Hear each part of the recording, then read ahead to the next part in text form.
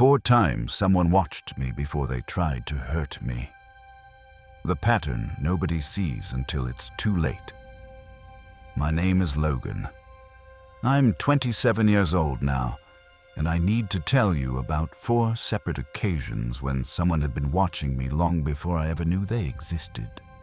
4 times when the actual attack was just the final act of a much longer performance. What I've come to understand is that violence doesn't happen suddenly. It's not spontaneous, it's planned, it's rehearsed, and the person planning it starts by watching. They watch where you live, they watch your schedule, they watch how you react to fear, they watch until they know you better than you know yourself. And by the time they make their move, they've already calculated every variable. They already know exactly how you'll respond.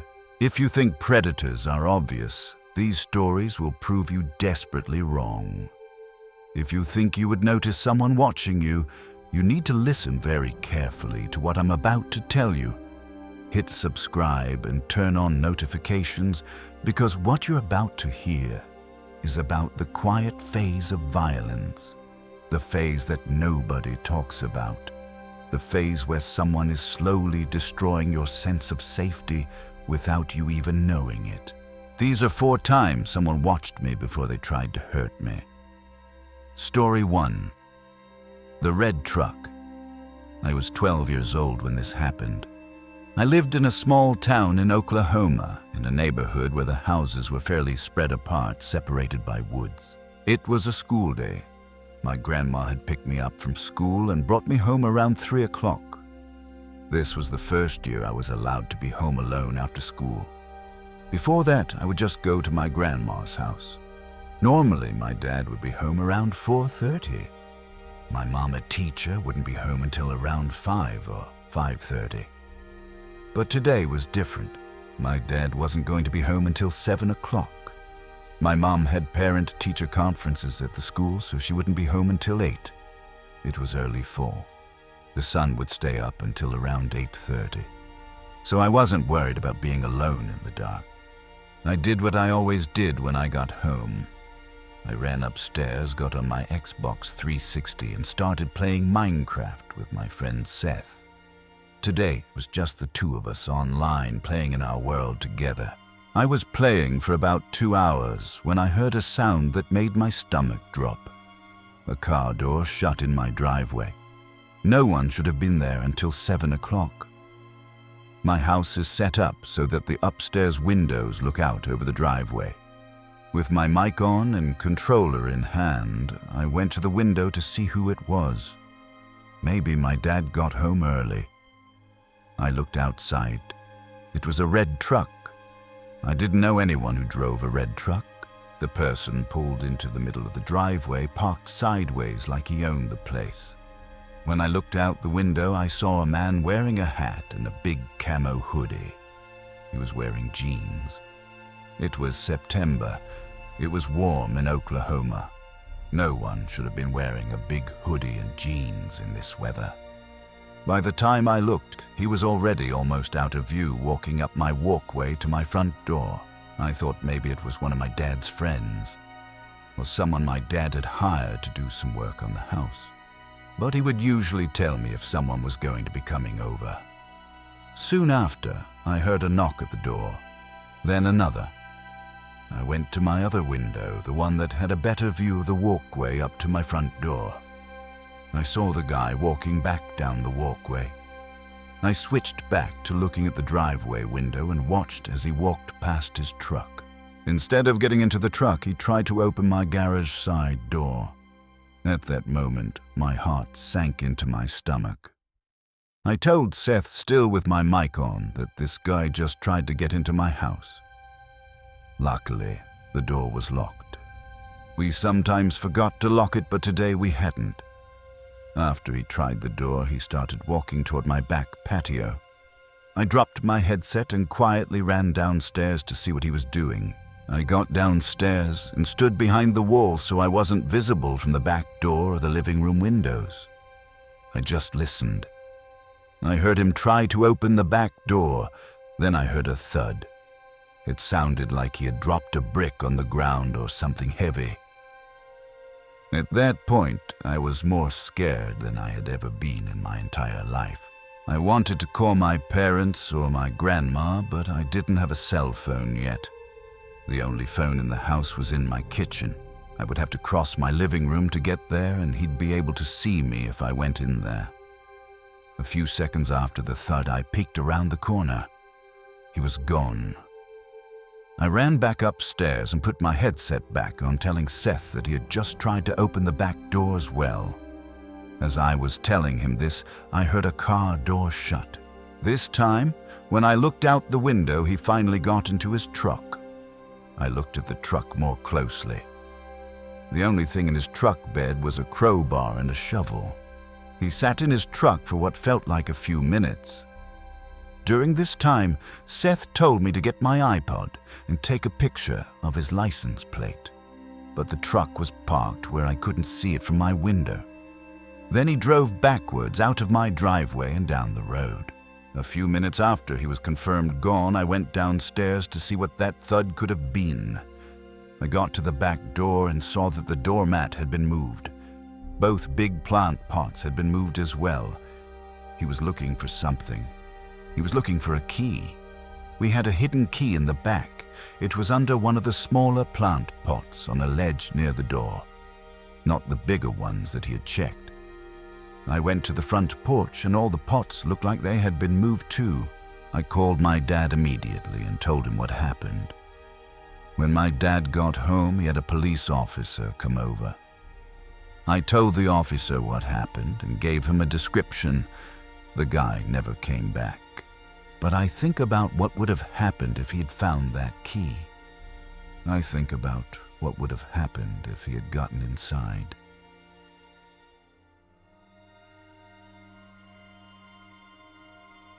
Story 2. The DVD. 3 days ago, my mother had left to meet my grandparents who lived abroad. She would be gone for a week. My brother, excited about his summer freedom, decided to celebrate by going to a local market and picking up a number of bootleg games for our PlayStation 2. We had the console equipped with a chip that let us play fake games. The originals were far too expensive to keep buying. That night, we decided to sit down and play one of the games. It was supposed to be a copy of Silent Hill 2. But when we popped the CD into the console, we realized something was wrong. It wasn't a game. It was a regular DVD with some videos on it. My brother, myself, and a friend of ours who was present decided to watch the first video and see how entertaining it was. We figured we'd take it back to the guy who sold it to my brother the next day. The first video started. It was a 10-minute shot of a secluded road. It seemed to be extremely late at night. In the street, there was a pair of young women. They seemed a bit tipsy. The camera followed them at a distance as they walked around the neighborhood, then finally into a building. The next clip was more unnerving than the last. 2 hands were using a lock-picking set to try and open a door. All 3 of us watching inhaled sharply as the lock clicked and the door swung open. There was an unsettling silence as the camera person slid into the house quietly. As the camera panned to record the living room, the person behind the camera began to breathe heavily. They made their way deeper into the house.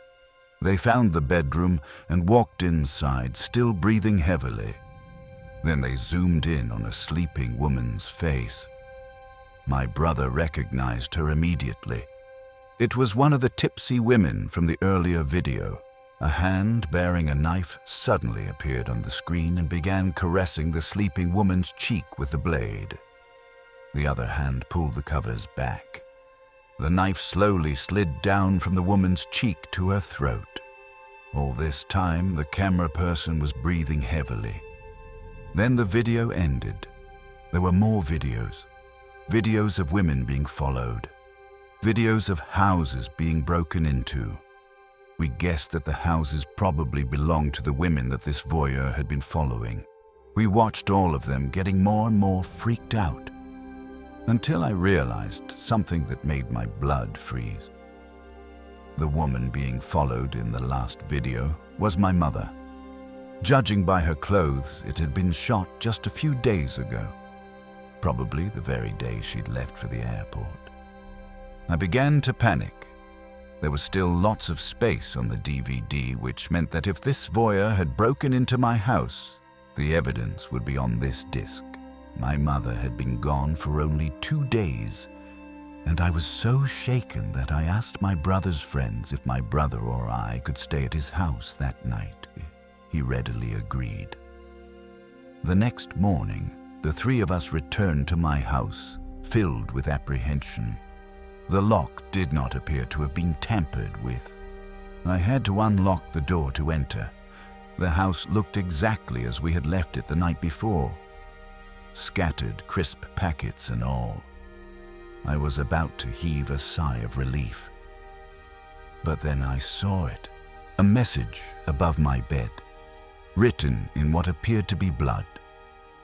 In capital letters it read, "It pains me that both the ladies of this house have denied me an audience. It pains me so much that I bleed." I called the police immediately, but upon arrival, they concluded that the blood was actually scarlet nail polish that had been taken from my dresser. They brushed it off as a prank played on me by my brother and his friends.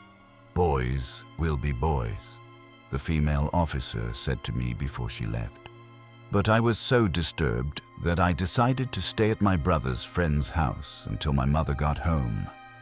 However, I decided to take the DVD with me as proof, and I set up an old laptop in my bedroom that had a webcam. I linked it to my personal laptop using LogMeIn so I could see if anyone broke in again. That evening, as I was accessing my laptop and watching the webcam feed, I saw a shadow on one of the walls. A new window popped up. Someone was using the laptop simultaneously. Someone had inserted a flash drive into one of the USB ports.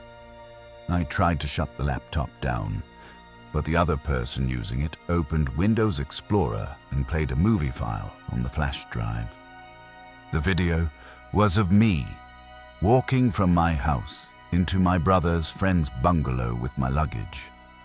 Suddenly, the video player was minimized, and in the webcam feed I could see another message beneath the first one above my bed.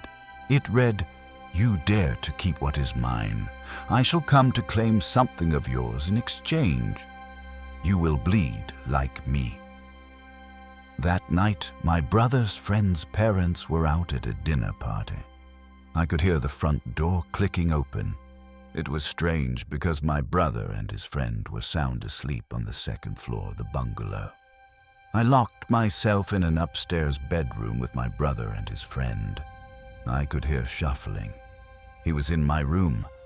I could hear him moving around downstairs. I called the police using my brother's cell phone. The police came. They searched the house, but by the time they arrived, he was gone. The DVD broke during the police investigation, so I never got to show them the full footage. But what I realized was that he had been watching my mother for days. He knew her schedule. He knew when she would be home. He knew when the house would be empty, and he had found a way inside. Story 3: The Boxes. This happened last summer when I was 19 years old. It was a Friday afternoon and I had the day off work. I lived with my girlfriend in a small duplex outside of Knoxville, Tennessee. We had moved in just a few months earlier and didn't know many of our neighbors yet. She was working a long shift that day, so I had the house to myself. Around 1 o'clock, I was sitting at my desk in the living room trying to finish an online course for work when I heard a knock at the door. It wasn't a light, polite knock. It was the kind where each thud rattles the wood. I assumed it was a delivery driver because we order stuff all the time. When I opened the door, though, there was no truck or van in sight, just a man standing on the porch holding a medium-sized cardboard box. He looked maybe in his mid-40s, scruffy, wearing jeans and a faded orange polo. No uniform, no logo on the box, no clipboard, nothing official about him. Delivery for a... He squinted at the box. Logan Miller. That's me, I said. But something about his hesitation threw me off. He handed me the box quickly, then nodded and walked off down the street instead of toward a vehicle. I remember watching him until he turned the corner and disappeared behind another house. I stood there for a second, uneasy. The box didn't have a shipping label or any branding. Just my name written in black marker. No address, no return address. Nothing. I took it inside anyway and sat it on the kitchen counter. It wasn't heavy. Maybe just a couple of pounds at most. My curiosity went over my suspicion. I grabbed a knife and cut it open. Inside was a single Polaroid picture. It was a photo of me standing in the driveway, taken just seconds before I'd opened the door. I remember staring at it for a solid minute. My hands started to shake. Then I grabbed my phone and went out front, scanning the street. There was nobody around. The neighborhood was quiet. Just the sound of cicadas in the trees. I called my girlfriend right away. She told me to lock the doors and call the police. I felt dumb doing it, like maybe it was just some stupid prank. But I called anyway. The officer who came by looked at the photo, looked around the porch, and basically told me the same thing the other officer had told my brother. Probably a prank. You'd be surprised what bored teenagers get up to. He took the picture, filled out a quick report, and left. I tried to shake it off, but I couldn't focus on anything the rest of the day. I double-checked every window, every lock. By the time it got dark, I'd calmed down a little. My girlfriend got home around 8. I told her everything again. She thought it was creepy, but agreed with the cop. Probably some local kid trying to freak people out. That night, I set the box outside in the trash and went to bed. At around 2:30 in the morning, I woke up to a soft thump. It came from the porch. I sat up and listened. My heart was pounding. Another thump, this one louder, followed by the faint sound of footsteps on the wood. I grabbed my phone, opened the blind just a crack, and looked out. There on the porch was another box. I could barely make out a figure walking down the street. Same build, same weird pace. I didn't go outside. I called 911 immediately and told the dispatcher what was happening. She said an officer was on the way and told me not to open the door. The minutes felt like hours. I just stood there watching through the blinds, waiting. By the time the police arrived, the man was long gone. This time, though, the box was bigger. The officer, a different guy this time, opened it outside with gloves. Inside were more Polaroids, maybe a dozen of them. Each one showed the outside of our house from different angles. Some from the backyard. The last one, taken through our living room window, showed me sitting on the couch. That was the moment the officer's tone changed. He told us to pack a bag and spend the night somewhere else. We drove to my girlfriend's parents' place and stayed there for a few days. While we were gone, police increased patrols around the neighborhood. They told us they checked the footage from nearby doorbell cameras. A few days later, I got a call from the detective assigned to the case. He asked if I had noticed anyone doing lawn work or pest control recently. Anybody with access to yards or fences. Apparently, one of the neighbors a few streets over had reported a man pretending to work for a pest control company. He had been knocking on doors asking about recent rat sightings. taking photos around homes, then leaving without ever doing anything. They suspected it might be the same person. A week later, they called again. They had finally caught him. He was a 47-year-old man named Raymond, a former maintenance worker who had been fired from another rental company months before. According to the detective, he had been breaking into homes around the area, not to steal, but to leave small gifts, photos, trinkets, random items as part of some kind of obsession.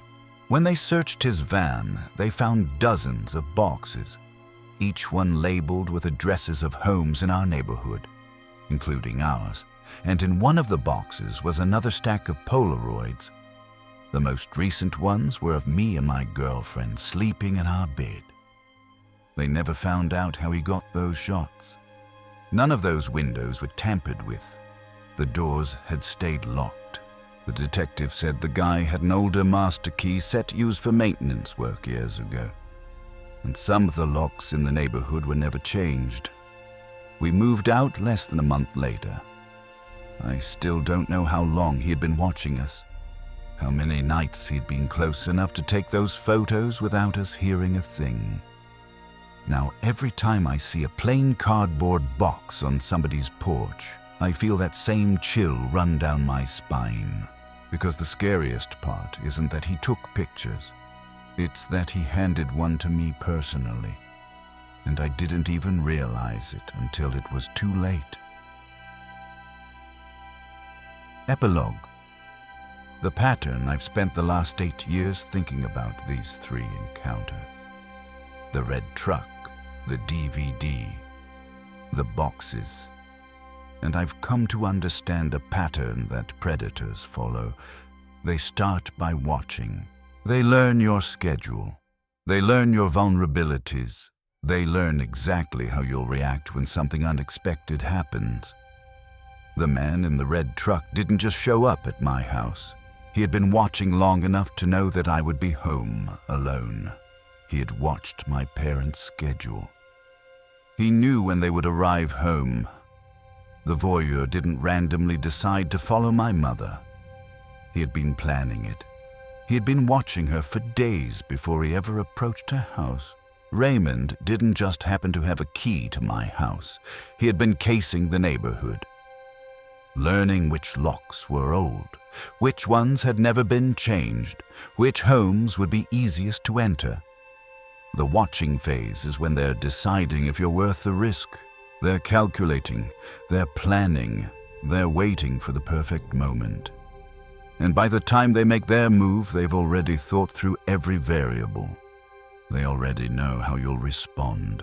If you think you would notice someone watching you, you're wrong. You won't notice, because predators are patient, they're methodical, they know how to be invisible. So here's what I want you to understand. Your routines are being noticed. Your vulnerabilities are being studied. Your locks might not be as secure as you think they are. And somewhere out there, someone might be watching. Not because you're special, not because you did something wrong, but because you're convenient, because you fit some pattern in their mind, because they've decided that you're worth the effort. So trust your instincts. Change your routines, upgrade your locks, install cameras, and most importantly, understand that evil is not spontaneous. It's planned, it's rehearsed, and by the time you see it coming, it's usually far too late. Stay safe, and never forget, the watching comes first. The violence is just the finale.